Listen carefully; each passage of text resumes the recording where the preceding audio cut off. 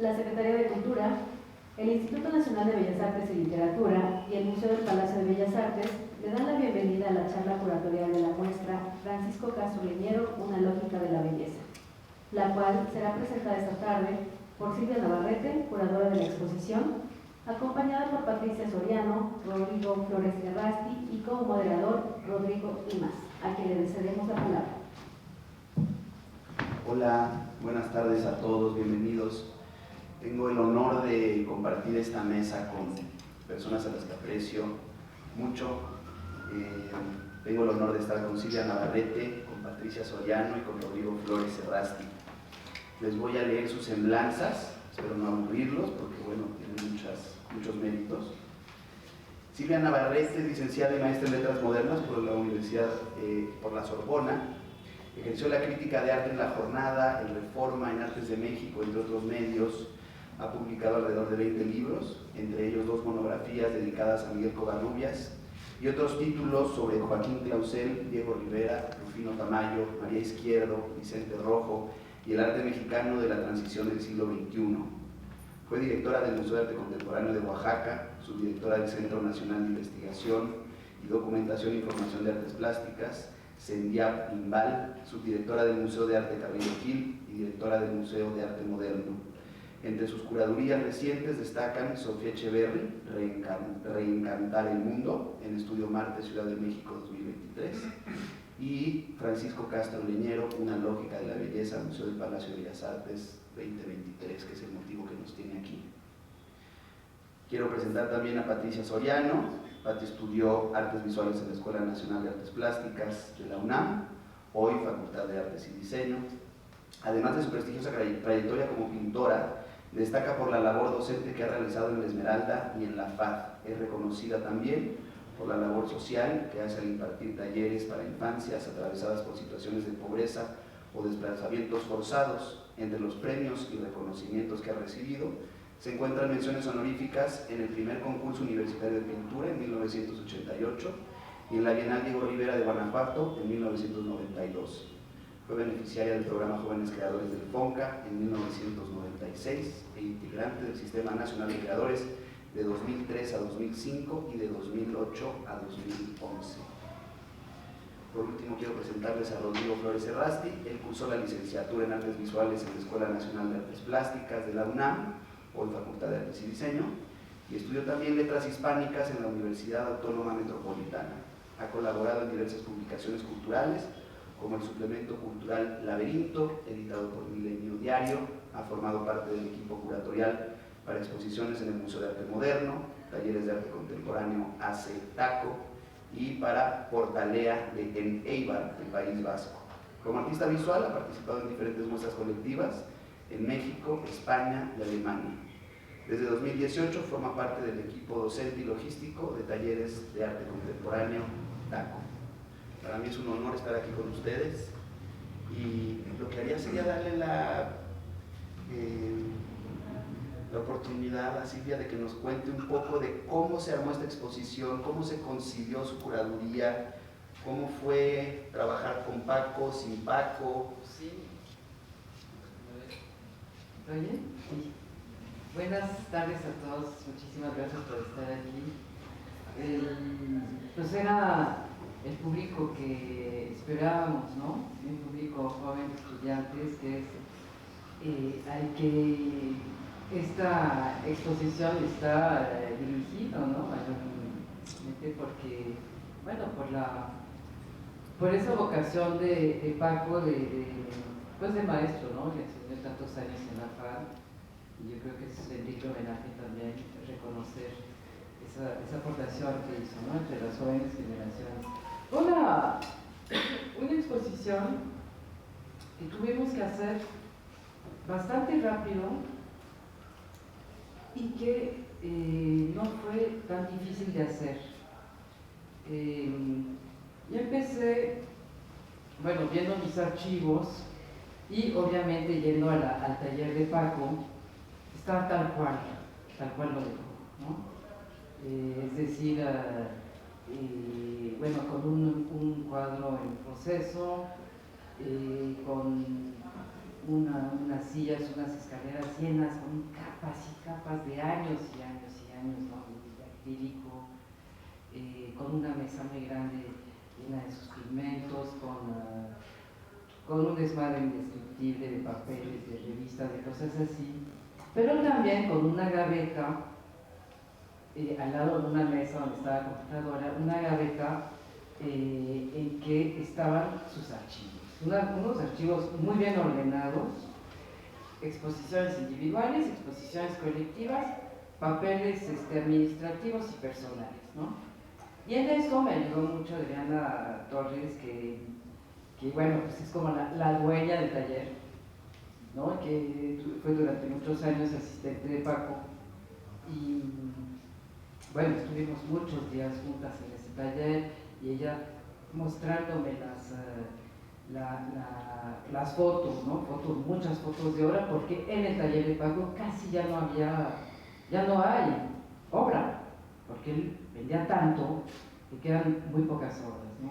Entonces, había que hacer una labor de investigación que gracias a que estuvo Adriana conmigo, se pudo hacer tan rápido, ¿no? Porque tenía muy bien organizada la obra, los hermanos Castro me ayudaron. Y bueno, entonces, haciendo esta investigación, me planteé un problema, ¿no? ¿Cómo presentar un artista, un pintor, que tiene una reputación de pintor difícil, ¿no? A un público enorme y muy diversificado, que es el que viene al Palacio de Bellas Artes, ¿no? Incluidos los turistas, que pues, no tienen por qué saber mucho de arte contemporáneo mexicano. Entonces, esto fue lo que la primera, una visión práctica, ¿no? ¿Cómo voy a hacer para que sea comprensible y atractiva, ¿no? La pintura de Francisco, que le diga algo a la gente y que le toque, ¿no? Porque también tenía siempre en mente dos cosas que había leído recientemente. Hubo una encuesta de dos pintores rusos, de Komari y Meramil, en 1994, hicieron un informe acerca de las preferencias pictóricas de la población en general en Europa, creo que se circunscribió a Europa. Y todos los países, excepto Holanda, eligieron el lienzo abstracto como el que menos les gustaba, ¿no? Entonces hay una especie como de resistencia del público, del gran público, a la obra abstracta. Y también leí algo últimamente que me hizo reflexionar más sobre este aparente problema, ¿no? Que es una frase de Richter, del artista, del pintor alemán Gerhard Richter, que dice: las pinturas abstractas son modelos ficticios porque visualizan una realidad que no podemos ver ni describir. Por eso asignamos prefijos de negación, es decir, que indican una carencia a dicha realidad, lo desconocido, lo inabarcable, lo infinito. Entonces,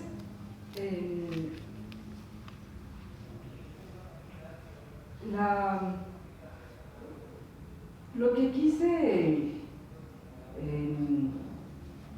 quise allanar, ¿no? el terreno, pero al mismo tiempo poner el acento en que Francisco Castro Leñero se vincula a la tradición moderna de la abstracción por ese afán de pureza que tiene su pintura, por esa como intención de llegar a la esencia más virginal, ¿no? Del acto creativo, que era lo que compartían los vanguardistas del siglo XX, ¿no? Los abstractos. Y yo creo que alguien se inscribe en esa tradición moderna que creía en una expresión artística purificada, en un mundo de belleza universal, en una especie de misticismo, ¿no?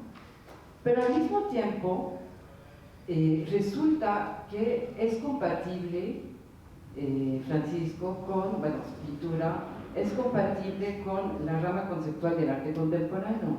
Y eso es a partir de su exposición de 1999 en el Carrillo Gil. Bueno, hubo varios factores, ¿no?, que lo emparentaron, ¿no?, con esa pintura, digamos, de avanzada. Es que, bueno, obviamente esa austeridad, ¿no?, aparente, la decisión, ¿no?, de fincar su pintura en esquemas geométricos muy estrictos, ¿no?, en patrones que podrían parecer muy cerebrales, ¿no?, y la cuadrícula, ¿no?, que es casi permanente en su obra a partir de los años 80, 90, y ya veremos cómo después, bueno, cómo se va un poco liberando, ¿no?, y haciéndose más ingrávida. Pero esos factores son los que lo emparentaron con digamos, la pintura de mayor avanzada, en un momento en que precisamente la pintura era denostada, ¿no? Y después de 20 años de haber estado en los museos, en los arte modernos, aquí no sé qué, en un momento en que estaba relegada en segundo plano, ¿no? Pues toda la generación de Francisco así lo ocurrió. Entonces, esta primera, como, bueno, una especie de paradoja, fue lo que quise mostrar. Pero dije, bueno, ¿qué voy a hacer? O sea, empezar el recorrido con la primera etapa, después cronológico. No. O sea, la primera sala tiene que ser una sala impactante, en que esté, o sea, una sala antipaco, ¿no? Él nunca hubiera dicho eso, porque escribe todo, así todas las épocas, para que la gente tuviera como una visión, abuelo de pájaro, de todo lo que hizo, ¿no? Y bueno, no sé si fue un logro o no, pero a mí me parece que pues era la mejor solución para dar el primer acercamiento, que no fuera monótono, ¿no?, que fuera diverso y que fuera impactante. Ya después, ya optamos por las dos siguientes salas para hacer un recorrido cronológico, que ahí sí explicara, que demostrara o señalara esas fases, ¿no?, como es un desarrollo muy paulatino, con casi, no hay rupturas, ¿no?, casi, no sé, que no son muy abruptas. Entonces, las distribuimos en esas dos salas para que se viera que, por ejemplo, la primera fase, ¿no?, que es la fase matérica, en que, bueno, se inspira mucho en la ciudad como en construcción, una ciudad contaminada, oxidada, con paletas muy grises, muy monocromas. Pues pusimos pocas obras de esa época y pasamos luego a la etapa en que, después del temblor del 85, él ya no ve el caso de evocar la ciudad en términos como medio nostálgicos, sino que toma el concepto de la superficie para como conceptualizar el espacio y segmentar el lienzo como en diagonales, ¿no? Esas diagonales pueden recordar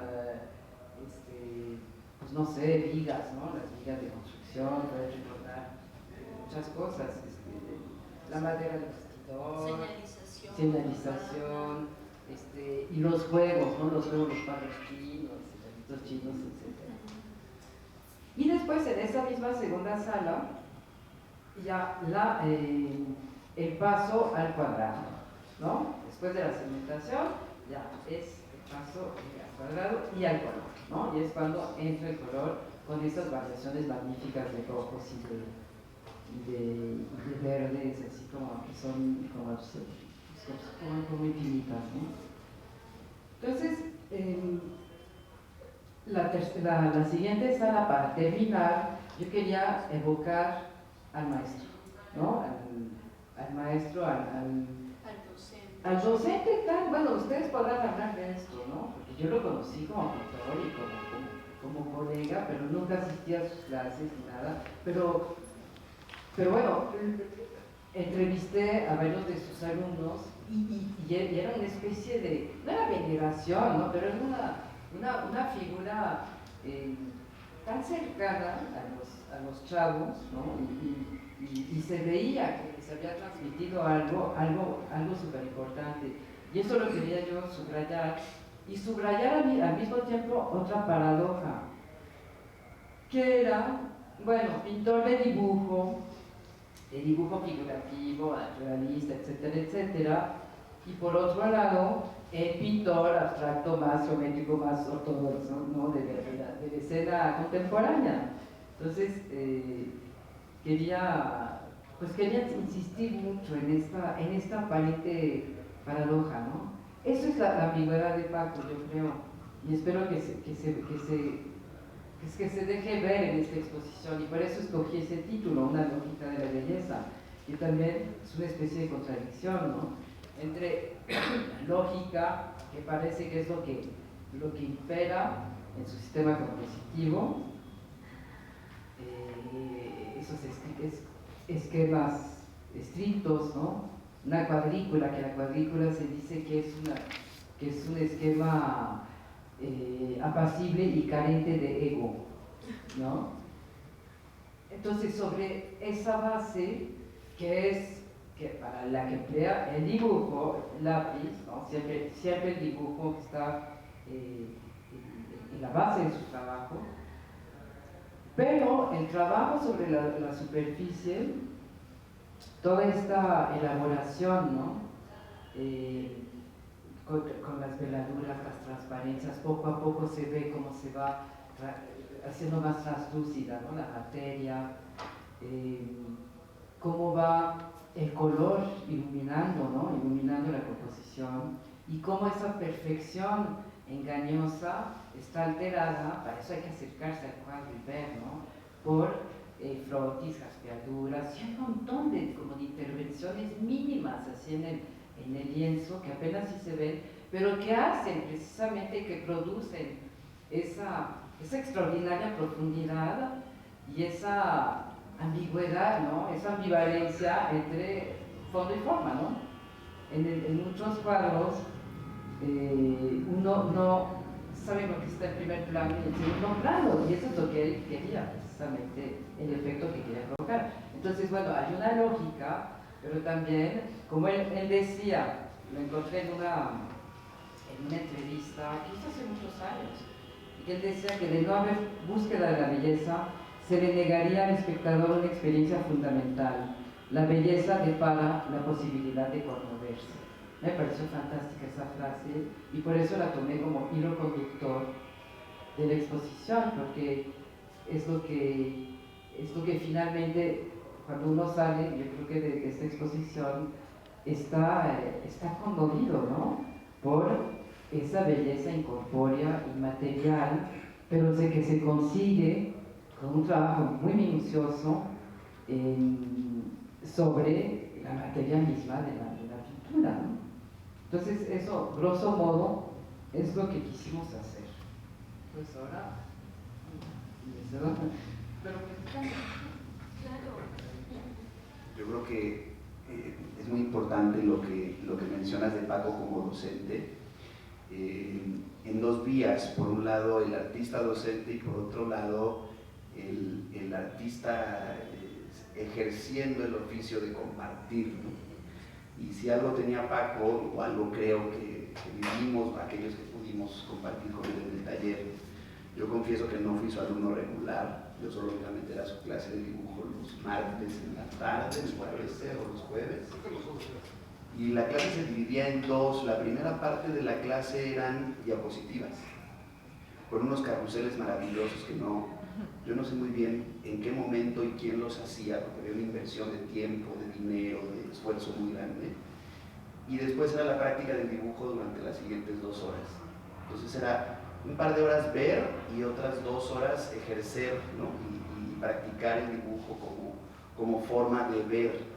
Y los carretes que tenía eran impresionantes. O sea, yo me acuerdo muy bien de una vez que fuimos un par de amigos y yo a meternos en la clase de oyentes ahí escondidas, y estaba dando una cátedra sobre Degas y la línea de Degas. Y yo no sé de dónde sacaba esas imágenes y esos dibujos, y eran alucinantes. Sobre todo en una época en la que el internet no estaba al acceso de nosotros. O sea, esas imágenes no las podemos encontrar más que allí. Y yo creo que esa función docente fue muy especial en una escuela donde de pronto muchos de los maestros no ejercían su oficio. Y yo respecto a esto le quiero pasar la palabra a Rodri para que nos cuente un poco de su experiencia de amistad con Paco y también su experiencia como alumno de Paco. Muchas gracias, Tocayo. Y bueno, muy agradecido por supuesto con Silvia, con Patti, con todos ustedes por estar aquí.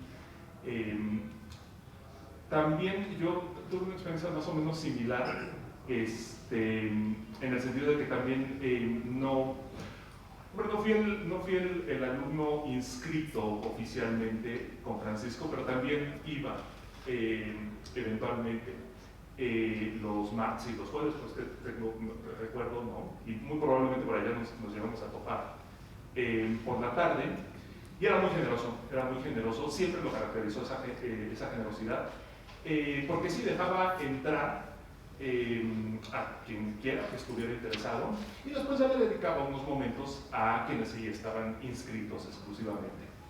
Pero también estaba muy atento a lo que estaba sucediendo en todo el entorno de la escuela. Yo estaba en el taller donde Francisco daba clases.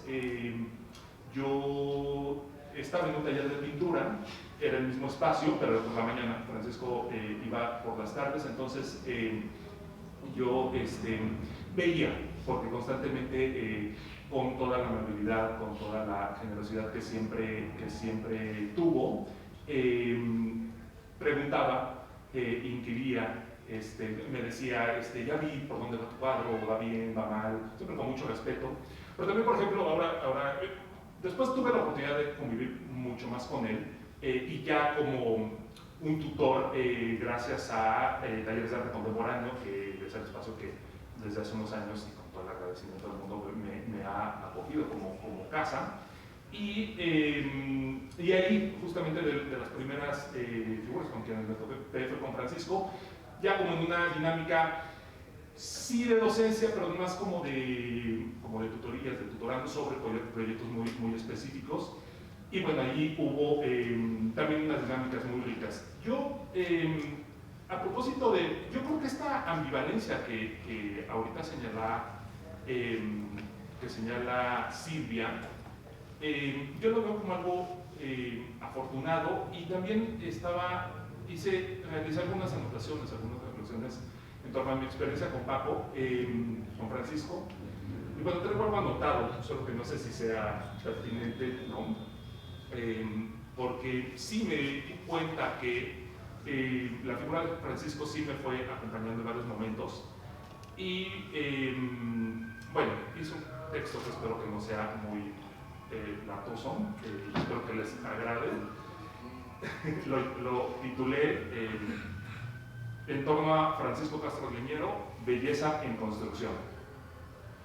Al igual que muchos de nosotros, conocí la obra de Francisco Castro Leñero antes que su persona. A unos meses de ingresar a la Escuela de Arte, visité su exposición, esta que mencionaba hace unos momentos Silvia, Espacio en Construcción, por allá de 1999, que por allá de 1999 albergaba el Museo de Arte Carrillo Gil. Años después, hacia el 2018 o 2019, le comenté a Paco cuán emblemática se convirtió esa muestra para mí. Francisco me respondió que para él ese montaje también había sido muy importante, aunque evidentemente por motivos bastante distintos. Espacio en Construcción significó una relevante revisión de media carrera para un artista que gozaba de vitalidad plena, misma vitalidad que en buena medida conservó incluso en momentos agudos de su enfermedad, y que al mismo tiempo llevaba consigo el bagaje y la experiencia de al menos 20 años de trayectoria incesante y buena fortuna crítica. Una coyuntura sin duda envidiable. Personalmente, Espacio en Construcción colocó una pica en Flandes en mi imaginación incipiente. Hace unos meses, en otra mesa dedicada a conmemorar a nuestro querido Francisco, José Miguel González Casanova, también artista, docente y con quien, junto con Paco y algunos otros profesores, fundaron un taller multidisciplinar en la FAD llamado La Colmena. Casanova recordaba cuán impactante encontró observar los registros fotográficos que Francisco tomaba de un sinfín de motivos urbanos para de ahí elaborar su pintura. Estos baches, grietas en el pavimento, coladeras, cimbra, andamios o escaleras con polines ensamblados para desplazarse en una obra negra, aparecían bajo cuidados encuadres dentro de mamparas de gabinete en el Museo Carrillo Gil. González Casanova decía en aquella plática que les comento desde hace algunos meses que tales fotografías le provocaban una especial emoción al permitirle descubrir a Francisco Castro Leñero como un pintor realista, un pintor más bien volcado a registrar en el lienzo lo capturado por su deambular citadino y cotidiano, que es algo de lo que tú mencionabas hace unos momentos. Tampoco yo olvido aquellas imágenes en Polaroid o en 35 milímetros que miraba hace ya 24 años al lado de las rejillas y despliegues rítmico-cromáticos de las pinturas de Paco. Si bien emparentada con lo imaginado por González Casanova, la reflexión que el binomio entre pintura y fotografía suscitó en mí guarda sus propios matices y la conservo como un pensamiento con ecos y vigencia por lo menos personal. Al cotejar lo generado por la cámara con los cuadros de la exposición, caí en cuenta que gracias a la pintura de Francisco descubría yo un vasto espectro de cualidades visuales en mi contexto, mismas que no llamaban mi atención sino hasta que un ejercicio artístico, en este caso el de Paco, lograba elaborarlos. Entonces, como ahora, estaba seguro que Francisco y yo caminábamos por aceras no muy distintas, porque luego atendía a la plástica de la calle, sus estructuras materiales, manchas y texturas, únicamente hasta que un lienzo las presentaba. Esta duda, quizá muy básica, pronto desarrolló una suerte de aporía, una ruta paradójica que aún encuentro estimulante. ¿De qué manera la superficie limitada de un cuadro, el área definida por sus márgenes, podía hacer aparecer algo, una forma, una secuencia, un tono, un ente, mientras que la aparente libertad de la mirada, sin no menos aparentes ataduras culturales, sencillamente no registraba estos fenómenos?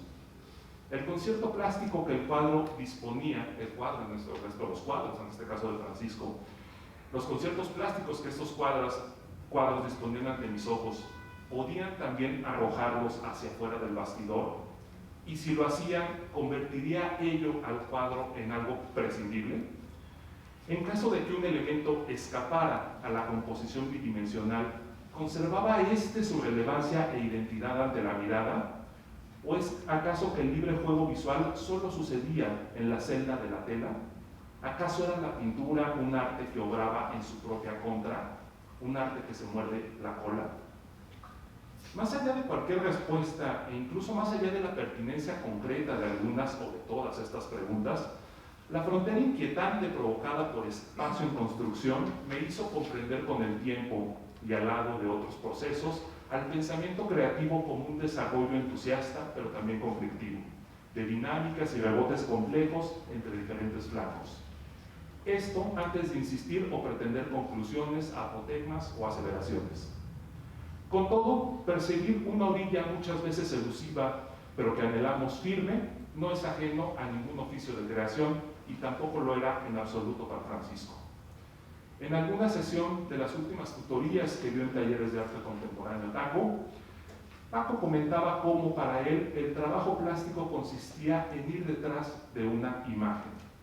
Presiento que además de la innegable disciplina de la cual su obra, y creo que esta exposición, y además lo acaba de mencionar también muy bien Silvia, dan testimonio, se preciaba de tener una memoria prodigiosa. Ello a punto tal que presumía poder recordar entre 400 y 500 ideogramas chinos en un mismo orden y en sentido inverso. Este sinólogo jesuita lograba lo anterior al adherirse a una muy antigua tradición de los teatros de la memoria, un recurso propio de oradores, predicadores y retores ya estudiado pues por figuras de autoridad tan antiguas como Quintiliano o como Cicerón. Esta técnica, diseñada para puntualmente pronunciar discursos en el ágora sin necesidad de ser leídos, prestaba un papel relevante a la imaginación, es decir, al fomento de las facultades eidéticas, al razonamiento y reflexión a través de imágenes. No es entonces de extrañar que Francisco evocara constantemente al también cartógrafo Ricci. Es consabido el dictado escolástico de Tomás de Aquino que reza: "Nihil potes homo intelligere sine phantasmate", nadie puede entender sin imágenes. Una sentencia derivada no solo de las esperadas fuentes aristotélicas, sino también de los manuales de retórica de la antigüedad latina, y que reconoce la comprensión iconista del mundo, y que reconoce que en la comprensión iconista del mundo participa el pensamiento más refinado. Aunque a un ojo superficial la obra de Francisco pase por clásica u ortodoxa, la modernidad también cimentó sus propias ortodoxas, su mente y producción no dejaron de procurar vías alternativas apartadas del sendero del laudado y de la racionalidad rampante, o por lo menos así a mí me lo parece. Caminos, sobre todo, comprometidos con una profunda necesidad interior. Paco albergaba una floreciente conciencia en torno a los conductos inconscientes de la actividad creativa. De ahí que en su labor docente privilegiara el peso de la experiencia por encima de la inferencia conceptual. Mucho recuerdo un par de sesiones que con Sergio Ricaño, amigo cercanísimo de Francisco, además de inteligente e inquieto creador por méritos propios, sostuvimos en el taller de Paco en Plata. Deseábamos animar un ambicioso programa de educación artística que se vio mermado por la llegada de la pandemia. En estas reuniones, Francisco discurría entusiasta en torno a las posibilidades que el hacer mismo convoca, a las emociones traídas a cuenta en la praxis. Revisé para esto mis anotaciones de esas sesiones. Algo alcancé a transcribir en ellas sobre la relevancia que para Francisco tenía el desarrollo personal a partir de un trabajo material y no solo de una deducción mental. Pues el hacer, específicamente y subrayo hacer, apuntaba, conecta la imaginación en formas, porque el hacer, decía Paco, conecta la imaginación en formas como el mero cálculo jamás podría lograrlo. Un despliegue en la acción abre a tiempos y circunstancias imposibles de suplir con simulacros cognitivos. De ahí la relevancia, sí, estética, pero también psicológica y pedagógica de un arte como la pintura. A diferencia de una ambición definitoria, siempre positiva y concluyente, Francisco proclamaba, y esto sí recuerdo muy literalmente que lo mencionaba, Francisco decía que la imaginación impulsada por el actuar ofrecía respuestas, pero no aciertos. En 2021, Francisco me invitó a escribir el texto para la que no sabíamos sería su última exposición individual en vida, El color de la madera. Honrado y gustoso acepté, y ello me dio la oportunidad de conversar con él en su estudio sobre su propia obra. Esta muestra sacó a la luz una obra tridimensional poco conocida de Paco, misma que Silvia ha incorporado con acierto en el conjunto que hoy alberga aquí en el Museo del Palacio, y al lado de otras sorpresas no menores. Francisco decidió nombrar así aquella muestra, recuerdo que se llamó El color de la madera, en alusión a otra exhibición que realizó en 1991, El color de la materia. Creo que Francisco jamás perdió un vínculo especial con los efectos más concretos de su entorno. Al conversar, él rememoraba una escena que lo marcó en su infancia. De niño me contaba, acompañaba a su padre a comprar madera a un galerón que se ubicaba sobre la Avenida Patriotismo. Allí era común observar a los trabajadores cargar pesados tablones al tiempo que, sin proponérselo, realizaban un alarde de fuerza y solidez física. Francisco conservó la impresión de esos robles humanos hasta décadas después. Más aún, el vínculo con las astillas o las traves, los nudos y las nervaduras de los árboles lo acompañó en distintos momentos de su trayectoria. Durante varios meses conviví diariamente con una pintura de Francisco titulada Paisajes, una pintura de 1991, misma que evocaba, o al menos eso me parecía, los travesaños de un bastidor de pintura visto por detrás.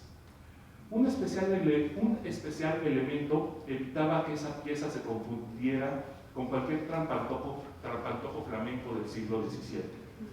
Los ejes en tonos ocres que cruzaban aquella superficie de 1,80 m de altura se sobreponían a una ineludible mancha roja que desde el cuadrante superior de la tela escurría hasta la base. La integridad del axis, el rigor de la geometría ortogonal se veía así comprometida por una escarlata sin contornos que supuraba como indicio bájico. No puedo disociar el pensamiento pictórico de Francisco de ese diálogo entre contrastes. Una trama cabal, pero siempre susceptible a ser invadida por ritmos, por pulsos o emergencias que eluden cualquier programa. Como aquel poeta enamorado de las cosas sobre el que escribía María Zambrano, Francisco Castro Leñero cumplió siempre con el voto más íntimo hacia su sensibilidad, la cual, y nuevamente en palabras de Zambrano, siguió a través del laberinto del tiempo. Muchas gracias.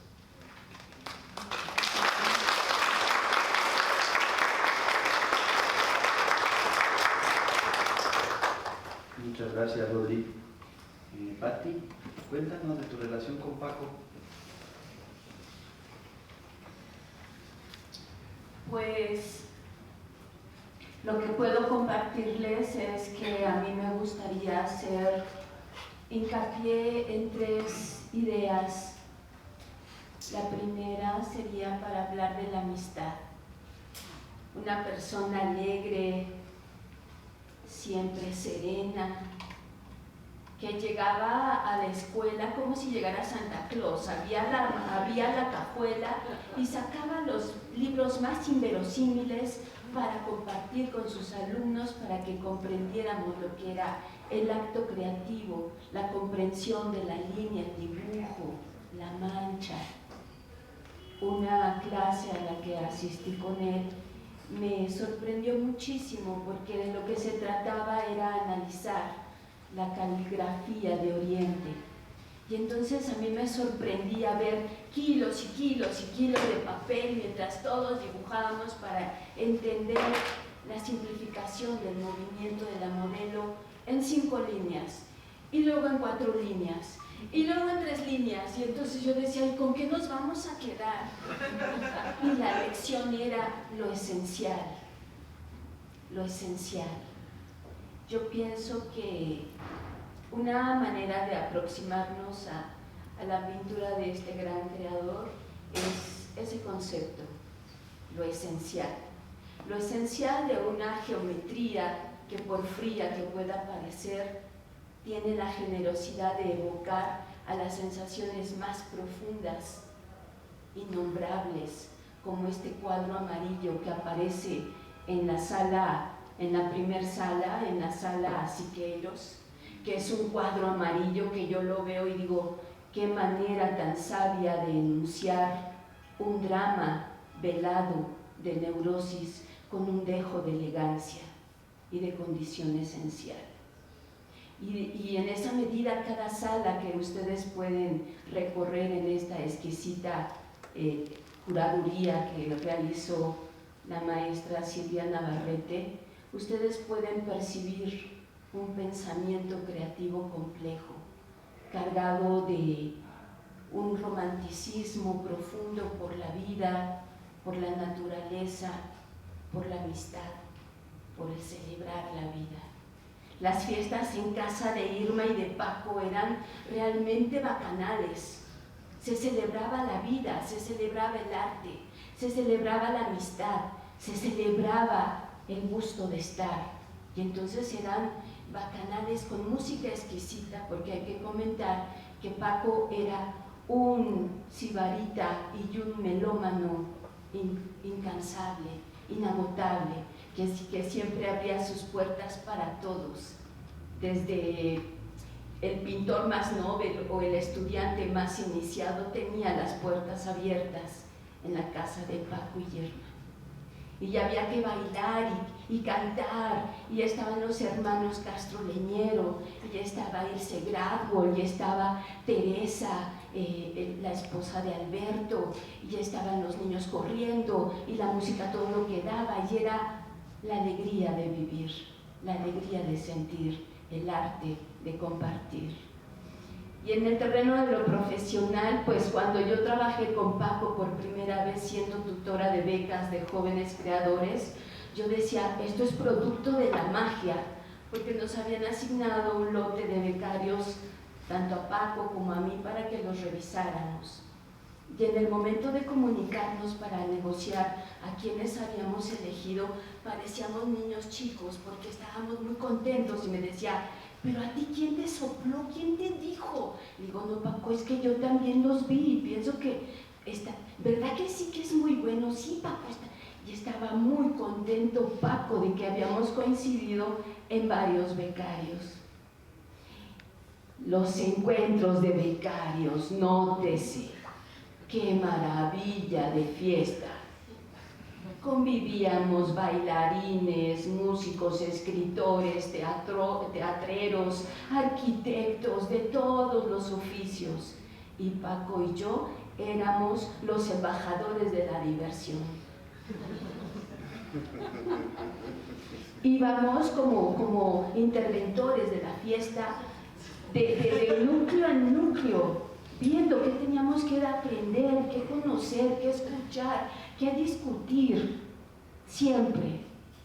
De tal modo que hubo un momento en que estábamos transmitiendo desde las 6 de la mañana hasta las 6 de la madrugada, cuando escuchamos que llamaban a misa de gallo. Y Paco y yo ya habíamos recorrido todas las habitaciones de todos los becarios de todas las fiestas. Y llamaban a misa de gallo.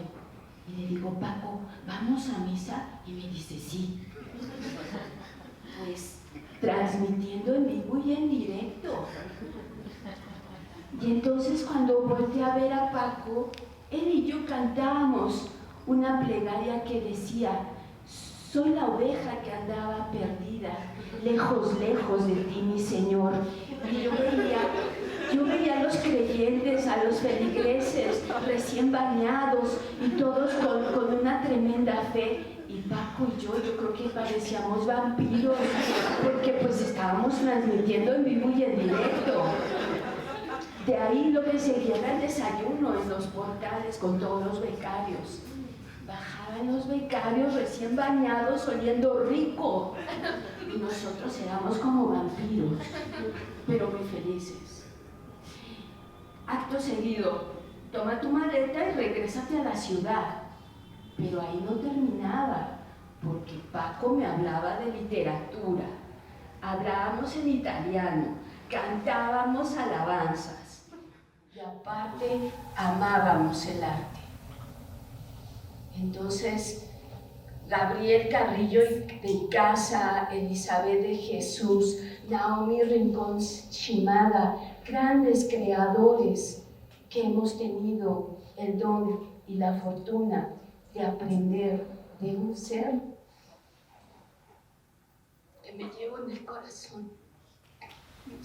Yo sumaría a las características que ya hemos descrito de Paco, entre las cuales está la de un gran docente, un gran artista, un hombre muy culto, con una biblioteca maravillosa. Yo además tuve la experiencia de jugar fútbol con Paco. Y entonces un día estaba yo jugando en el Ajusco y de pronto siento una patada y nos caemos y nos enredamos y volteo y le digo, Paco, ¿qué haces aquí? Y me dice, aquí correteándote. Y entonces lo levanté y le di un abrazo. Era un gran aficionado al fútbol, gran aficionado. No sé, cuando me tocó jugar contra él ya no era un hombre joven, pero corría como si fuera un muchachito, con una convicción y una alegría increíbles. Y yo comparto con Patti esta alegría de recordar a Paco como eso, como un hombre generoso, como un hombre alegre, como un hombre con una empatía muy grande y con una generosidad que yo creo que es muchas veces poco dada entre los artistas, que de pronto hay una característica egoísta, narcisista, que Paco pudo diluir en pro de cosas mucho más grandes, de cosas mucho más importantes. Aunque el resultado sea una retícula franciscana, muy sencilla, muy minimalista, podríamos decir. Y yo quería preguntarle a Silvia, hace rato comentaste que desde lo abstracto coqueteaba con lo conceptual, y hubo una transición, digamos, que tú puedes apuntar como claramente en un momento, y yo quisiera ahondar en eso. ¿Cómo fue esa transición en la obra de Paco? No, pero yo creo que fue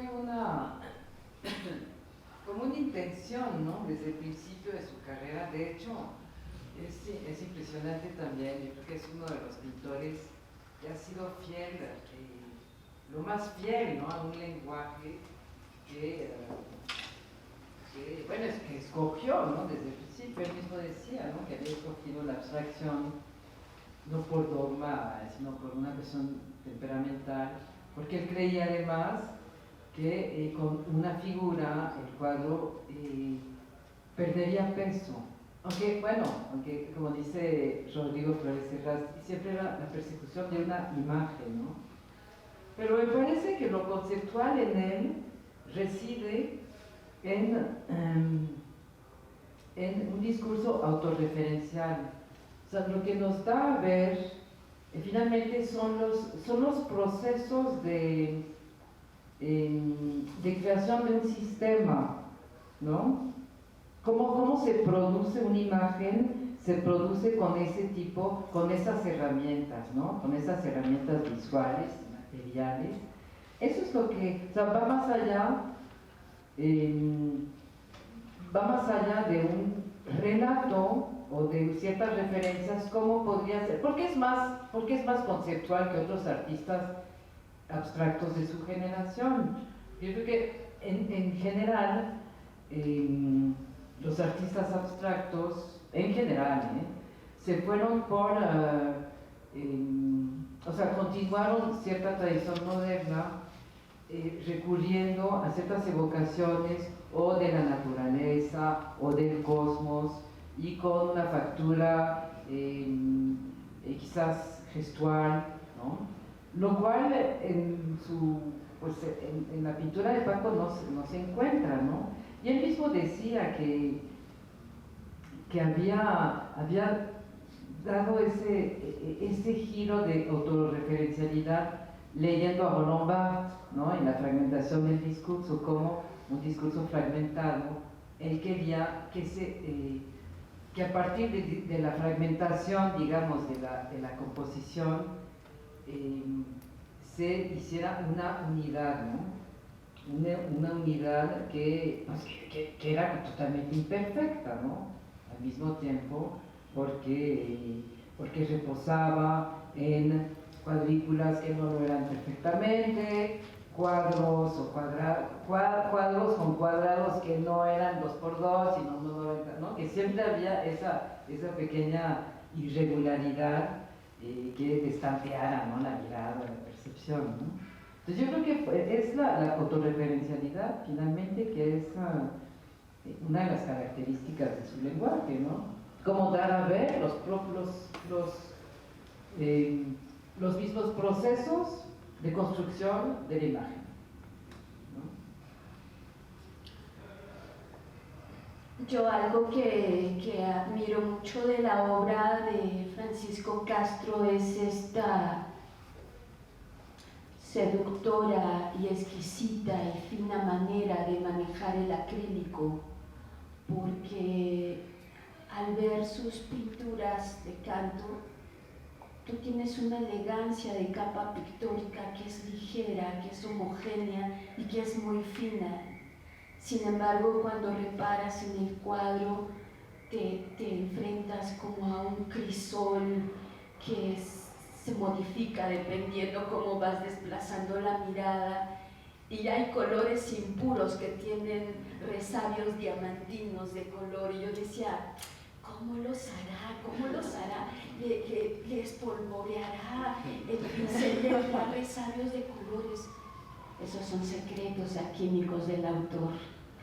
Y Yo me acuerdo cuando vi por primera vez un gran cuadro en su casa, en la sala, en el estudio anterior, que era así como una lluvia de flores de jacaranda. Y yo veía y decía, Paco, ¿cómo que hiciste unas flores? Y me decía, sí, unas flores. Pues ahora aquí en la exposición veo que ese gran cuadro tuvo eco y que hay otras piezas de bugambilia, pero me percato a acercarme detenidamente a ver cómo es que Paco pudo crear este cuerpo matérico para hacer un camuflaje de flor de jacaranda ante un equilibrio de geometría precisa e Pero impecable. hizo pocos cuadros. De hecho, ese cuadro estaba en el taller, era de los poquitos que formaban parte del taller. Y luego uno siempre se arrepiente, ¿no? Con las curadurías. Me hubiera gustado ponerlo junto con una gráfica súper temprana, que no estaba fechada de verdad, Adriana, pero que debe haber sido en los años 70, con motes también así, que está en la última sala, ¿no? Pero hubiera sido padre. Yo, si es posible, podemos rehacer la curaduría. ¿Qué tengo nuevas ideas? Dale nuevo. Porque bueno, es increíble, es como lo que decía Rodrigo Flores Serrasti, ¿no? La madera. O sea, como desde el principio, ¿no? Desde los años 80, que es un motivo que está muy presente en esas evocaciones de la ciudad, etc. Y como en esa exposición, yo me acuerdo de haber ido a esa exposición en el 91 en la Galería Arte Contemporáneo, pues seguramente sí. Y que entonces abajo, en el sótano de la galería, estaba en Flora, ¿no? Flora Colonia Roma, había puesto estos palos, ¿no? de madera que después, con un canto coloreado, como una especie de instalación, no, pues no hacían instalaciones, Francisco, pero de pronto sí hizo muy poquitas, de las cuales, bueno, pues hay dos en la exposición. Y lo curioso es cómo retomó como lo platicó Rodrigo, retomó estas piezas después de haberlas, pues no arrumbado, pero guardado en el taller durante, pues, ¿qué? 30 años o más de 30 años para la última exposición de ETA. Y cómo regresa la madera también al árbol en la carpeta de, no sé si ustedes la imprimieron. Trazas y sí. ramas y ramas, sí. Sí. En taco. En Chaco la imprimieron, esa también está en la exposición y regresa al final de su vida al motivo del árbol, a esa materialidad de la madera, ¿no? Eso es padrísimo, cómo en 40 años de carrera hay una recurrencia, ¿no? de elementos, de herramientas que nunca se van, ¿no? No se van, y además algo muy relevante que ahorita tú mencionaste, Silvia, es que él decidió optar por la pintura. Yo ahorita recordé muy bien que, ahí están los testimonios, incluso yo llegué a tener una plática con él.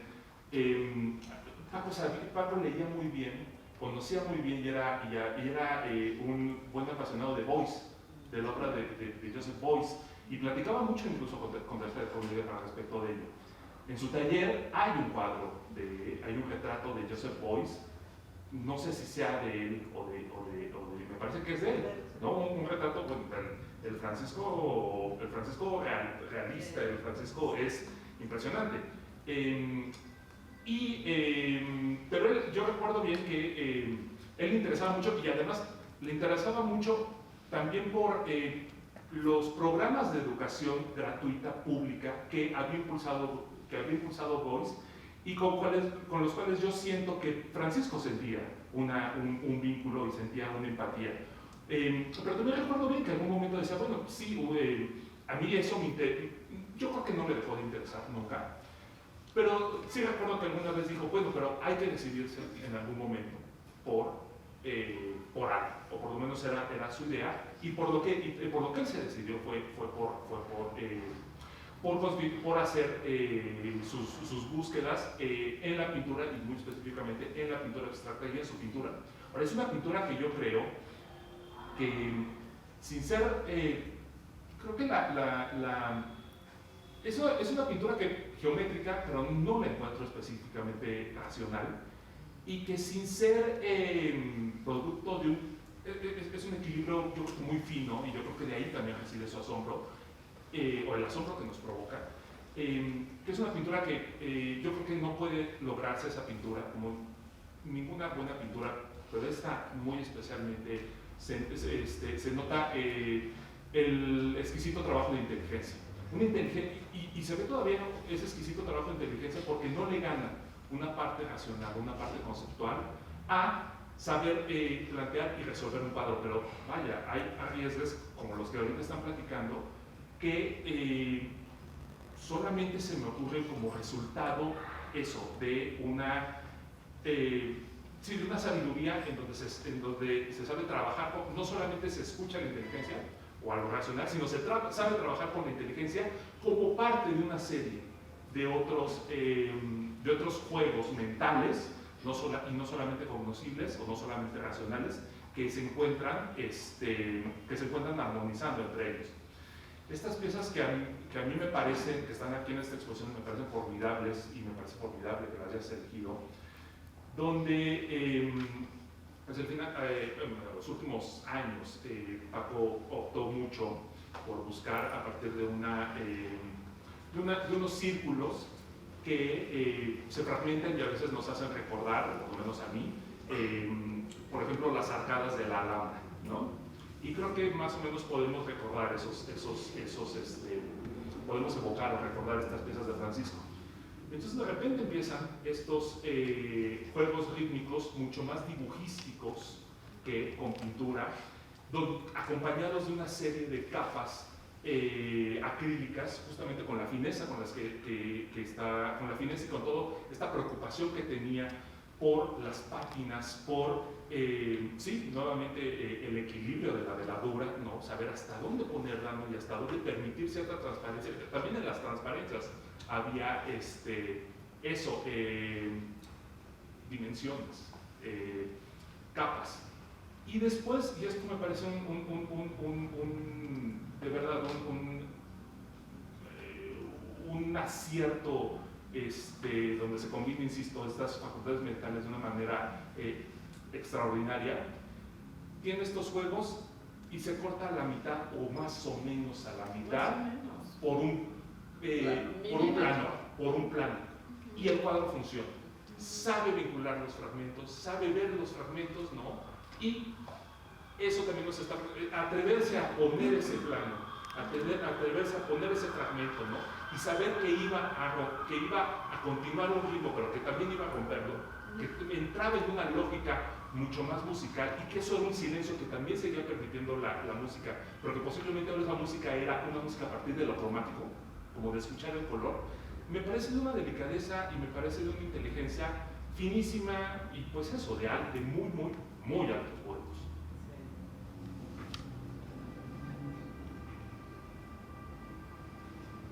Yo quisiera retomar esta idea de que cuando nosotros como espectadores nos enfrentamos a un cuadro, entramos en un diálogo profundo con el artista, el creador, y en el caso de Paco es un juego muy inteligente. Y yo quería hablar un poco de esta parte juguetona de Paco y de cómo es un juego muy complejo el que nos está proponiendo.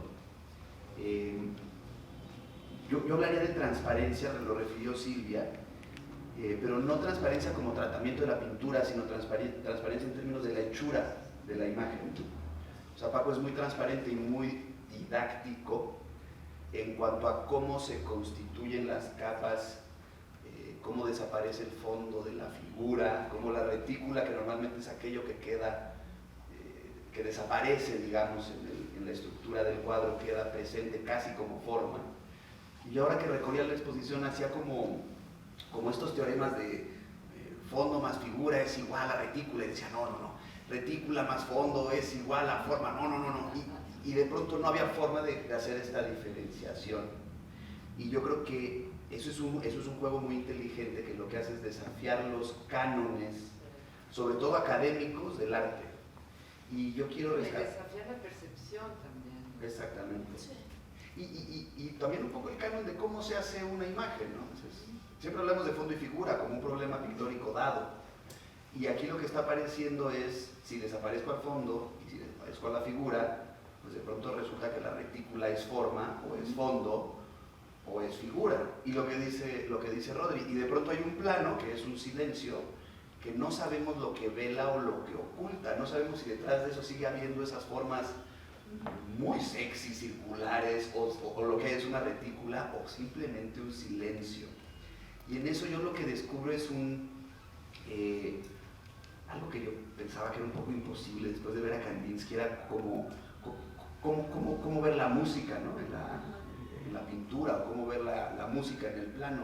Y yo creo que Paco es muy acertado para ser impresionantemente puntual, musical, juguetón, y seguir siendo inteligente, ¿no? Porque de pronto te pones muy juguetón y te pones muy romper los cánones y acabas en ningún lado. Y lo de Paco es estar en ese filito sin caerse constantemente. Sin volverse duro. Sí, claro. No, y siempre con referencias culturales, finalmente, ¿no? Tú hablabas del juego, ¿no? Los palitos chinos, el ajedrez, las damas chinas. Y luego, bueno, en esa última etapa, ¿no? Cuando recortan las plantillas, ¿no? Como él decía, con desarrollos mucho más circulares, ¿no? Que imponen como un ritmo mucho más ingrávido, ¿no? Una especie de volatilidad, ¿no? En la composición. Pues ahí también son como guirnaldas, ¿no? Bueno, participó en unos talleres en Camboya, y hay cierto, en 2011, 2015, y después, no sé, pero se ve cierta influencia quizás asiática, ¿no? Que se puede la flor de loto, ¿no? Parecen pétalos también en esa última etapa. Entonces, pues no sé, uno siempre está tentado en buscar asociaciones, ¿no? Asociaciones con los colores también, ¿no? Con esos colores tan frutales de pronto, ¿no? Esos rojos magníficos. Y uno dice, no, porque eso no, pues es una pintura muy cerebral, no hay que dejarse ir. Porque nos dijeron que era un pintor conceptual en el 99. Y bueno, varios críticos, ¿no? Dijeron que, bueno, pues precisamente él es lo que impedía hacer, ¿no? Caer en ese tipo de romanticismo, ¿no? De interpretación y todo eso, pero yo creo que la experiencia subjetiva es absoluta, la experiencia subjetiva del color es absolutamente inevitable, ¿no? Y cuando estuve ahí hurgando en sus archivos y que vi tantas entrevistas de él, y era padrísimo ese cuadro azul, el azul cerúleo, que es uno de los favoritos de todo el equipo del Palacio de Bellas Artes, ¿no? Porque, bueno, pues también es un cuadro un poco atípico, ¿no? Y entonces, en una entrevista en donde él dice, bueno, el azul tiene muchas connotaciones, ¿no? Para mí, connota antes que nada las fiestas religiosas en los pueblos, ¿no? Pero puede ser, bueno, pues un equipo de fútbol, el mar, un listón, un partido político, todo esto. Entonces, el cielo, un montón de cosas, ¿no? Y entonces, no, pues es genial, ¿no? Que romper este prejuicio, ¿no? Que una pintura supuestamente fría y supuestamente tan cerebral pueda suscitar emociones tan fuertes, ¿no? Y experiencias conmovedoras, ¿no? Además, la calidad del color nunca llega a una estridencia que se denote violenta. Hay una sublimación exquisita del color en donde, a pesar de que haya juegos modulares de colores complementarios y juegos de cálido-frío, todos sus colores son muy Francisco Castro. Muy franciscano. Muy franciscano. Sí, como contener mucho para quedarse con lo esencial. Bueno, él tenía muchos, escribía muchas cosas, muchas notas, ¿no? Que pues fue lo que hicimos una selección para el catálogo. En vez de pedir varios textos a ciertos autores, a ciertos críticos, dijimos, bueno, vamos a publicar las notas inéditas de Paco o ciertas intervenciones a, no sé, mesas redondas, etcétera, etcétera. Y en una de esas, releyendo hacia algunos de sus papeles, eso es lo que dice acerca de Monet. Dice, las superficies nunca son los que parecen en la pintura, ni siquiera los colores. Hay azules que son verdes, que son violetas, que son oscuros y son claros, que son profundos y superficiales. Hay trazos y signos sumergidos y flotantes, reflejos y reflejos de reflejos. Parece que está hablando de sí mismo. Claro, Está hablando de Monet.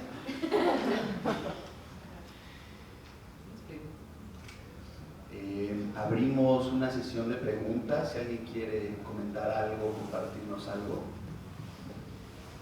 Justo por temas de tiempo, un par de preguntas al más para que podamos pasar a las salas de la exposición en el segundo piso del museo y podamos apreciar las piezas que muy acertadamente nos acaban de describir los presentadores.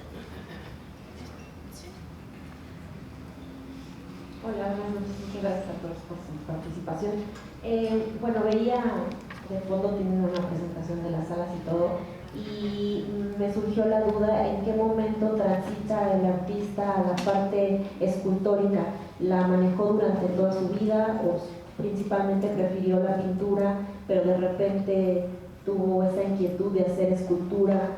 Y bueno, veo que todos son como las líneas rectas, pero a lo mejor ahí ya no aplicó la cuadrícula, o sí tengo esa inquietud.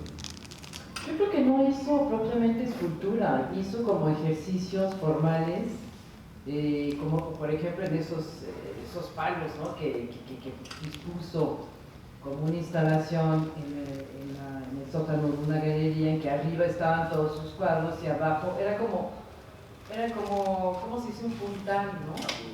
Apuntalar, ¿no? La composición de los cuadros con un cierto diseño geométrico tridimensional, pero no, nunca hizo esculturas. Por ejemplo, incluimos también hay un mandala, ¿no? De colores, que es muy bonito, que es hacia el final de su vida, que también estaba en el taller, que es como materializar más allá de la gráfica o de la superficie del papel o del lienzo, esas formas redondas, ¿no? O semicirculares o en medias lunas, traducirlas en un relieve muy delgado. Pero no se puede decir que Paco hizo escultura, ni le interesaba, ¿no?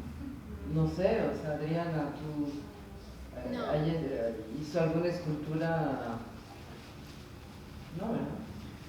Yo creo que Paco entendió muy bien la escultura social de Joseph Beuys como mecanismo didáctico, educativo, pero que como tal él no ejerció la escultura. Ahora, ya a propósito de esto y de la escultura social, recuerdo mucho, y yo sé que se fue el cañón, y varios de nosotros lo recordamos muy bien, una entrevista que le hicimos en Taco a Francisco y un video, ¿no? Que terminó editándose, y hablaba de, yo creo que para él la escultura social era la clase, era la docencia. Entonces, de una frase preciosa, que es con la que cierra el video, que dice que, porque él daba como de 6 a 10 de la noche, terminaba anoche su clase. Entonces que llegaba, que alguna vez llegó con nuestra muy querida y también estupenda artista Irma Palacios, la esposa de Francisco, y que le dijo, decía, es que en la clase se mueven muchas energías, siempre hacemos como una suerte de circuito energético muy vigorizante. Entonces Francisco dice que alguna vez, está ahí en el video, que llegó, era tal la emoción que llegó y le dijo a Irma, ¿quieres ver a un hombre feliz? Mira, mira.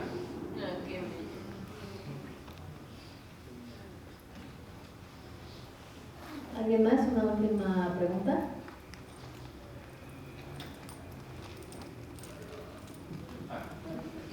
Bueno, y un comentario ya para cerrar y todo. Bueno, de entrada agradecerles a todos por su participación, su intervención.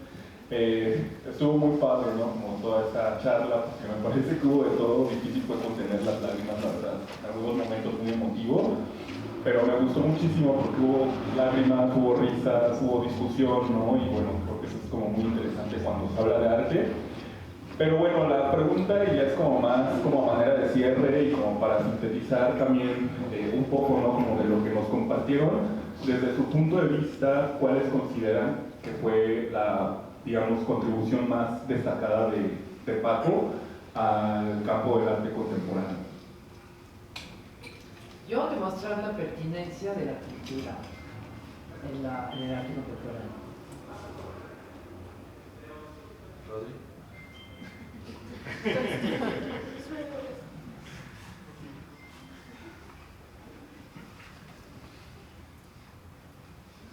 Sí, pensar eso, que hay una experiencia, que hay una inteligencia que no está desligada de la experiencia y de cuestiones como muy sensibles, y que creo que eso lo exploró mucho, le preocupó mucho, y creo que está en las piezas, ¿no? Sí, son altamente motivantes. Para mí siguen siendo muy motivantes. Yo lo que podría decir es que la aportación de Francisco Castro de Leñero a la historia de la pintura es que nos brinda, nos comparte una lección que tiene que ver con el poder prolífico, poético que tiene la geometría, y como la geometría presente en el origen de todo el universo puede ser el nido en donde resida un mensaje de amor que Paco nos comparte en cada pintura de una manera magistral. Sí. Qué bonitas cosas dicen.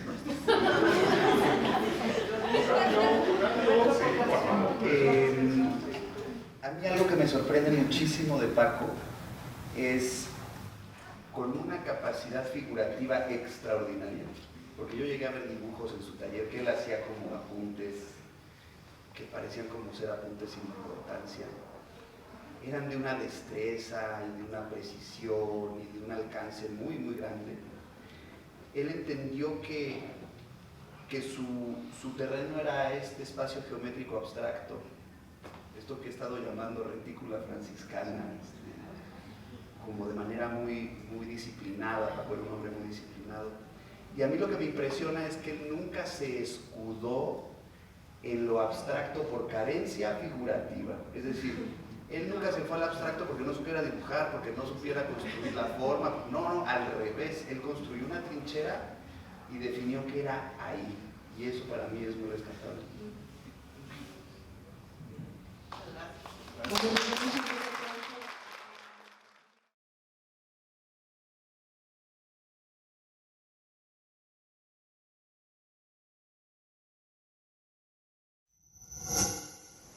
Gobierno de México.